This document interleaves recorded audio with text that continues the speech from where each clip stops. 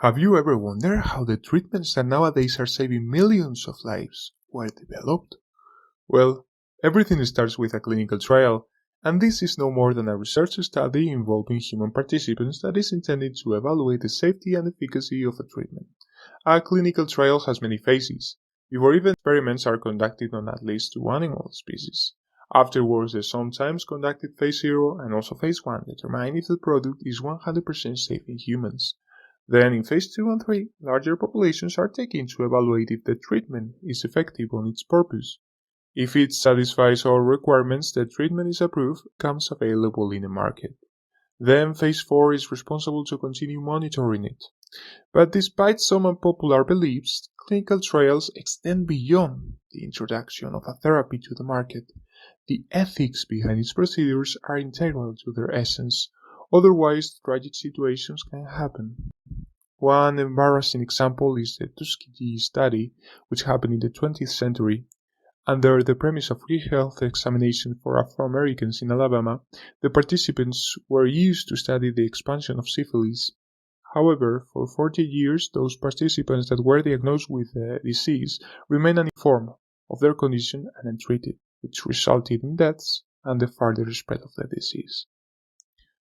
Fortunately, nowadays, there are available guidelines for clinical good practice reported by the International Council for Harmonization.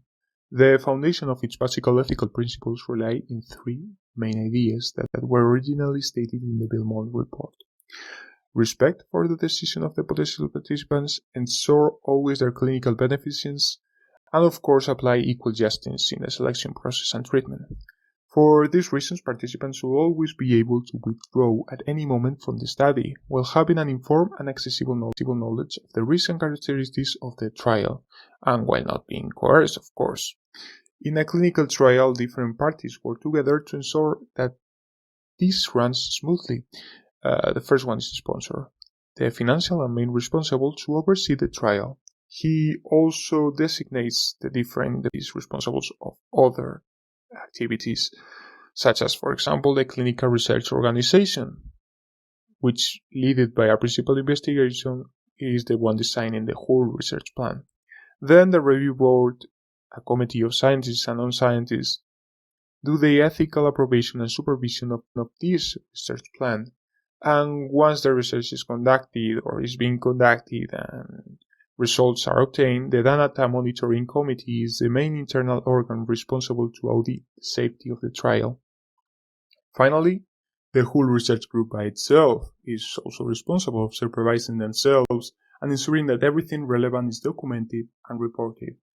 And precisely the documentation included involve many information sources such as case reports, participant side consent forms, or research progress notes. Additionally, reports to external parties must be made when adverse events highly serious and unexpected happen. And of course, in the presence of any misconduct activity, a report must be done. In general, informants are guaranteed anonymity and certain legal protections under these circumstances. And here's the thing, clinical results can be very relevant, but ethical guarantees are a must.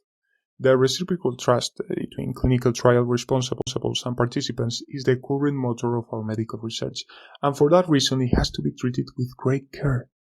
With that said, I hope you enjoyed the video, and don't worry, I'm not gonna tell you to subscribe. I will just leave the button here. This is a free and uncoerced decision, but thank you for watching anyway.